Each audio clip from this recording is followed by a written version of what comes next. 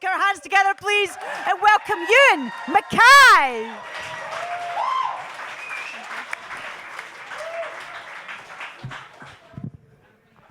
Afternoon, everybody. How we doing?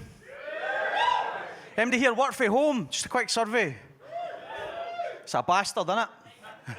It's fucked my head, to be honest with you, to the point where yous are actually lucky that I remembered to put clothes on to come here today. My average working day, right? It's like what I call the reverse Scottish summer look. Like, taps might be on, but the coke's definitely out. Some fucking laugh cutting about the house dressed like Donald Duck, honestly.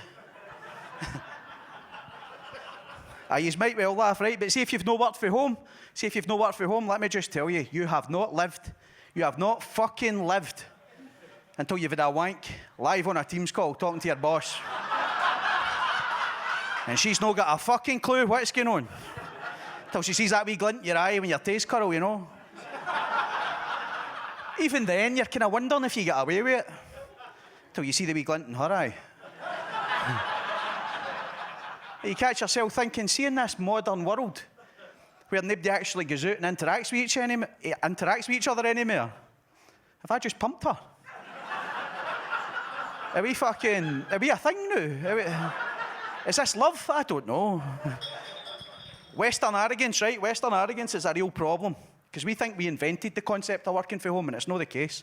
I could tell you exactly who invented it. In fact, I can tell you the exact date that it was invented, and I've got a feeling that it's going to ring a bell.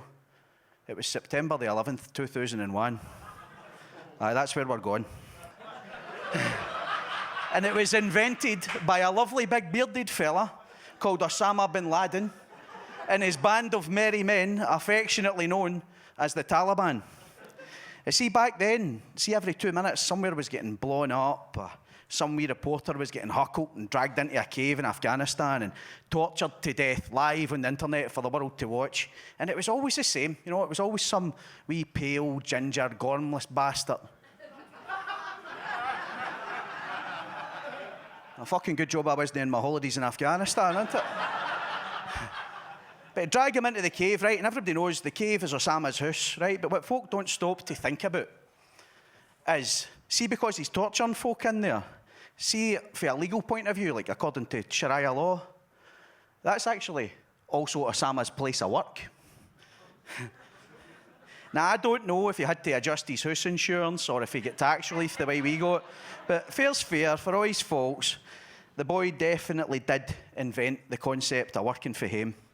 Now, see, as a hybrid employee, I feel like I can relate to Big Osama. Well, maybe no across the board, like, but certainly on the subject of working for him, because I reckon I know where the real nightmares and atrocities were unfolding in that cave. Because see, somewhere in the background, right, would have been Osama's wee long-suffering wife. We'll call her Edith, right? To protect the innocent. The innocent, by Christ, right? So, she's cooking and cleaning and keeping the Waynes entertained because your dad's at his work, right? Meanwhile, Osama, he's trying to strike fear into the hearts of the West while the Waynes are doing their homework in a corner. And then we've got Uncle Saddam, right, because it's a family affair, obviously, so he's on filming duties, but he's having a fucking nightmare because it's a dial-up broadband connection, right? One of the Waynes has just lifted the phone to try and phone their granny, cut the internet off and derailed the entire fucking operation in one fell swoop. See, at this point, Osama's stressed out his box, fucking raging. He's shouting and bawling. This might be the house, but it's also my fucking place of work, and that should be respected, by the way. All he's done then was put the ball up in the slates, because we Edith, she takes that personally, and she doesn't take any shite. No, not one bit. She's bounced back at him like that. See you big ungrateful bastard that you are. I have had it up to here with you, Osama, so I have. You fucking swan in here anytime you like, we're reporters. I'm cooking and cleaning and keeping the Waynes entertained. Oh, see this morning, 2 IEDs I had to take off that Wayne that you left lying at your ass. I couldn't so much as get a fucking chicken breast out that chest freezer for the night's dinner for severed heads and body parts that you fucking promised me would be buried out the back last month. You've no lifted a finger, you're bone idle, Osama, so you're honest to Allah, I'm Jude dobbing you into the West.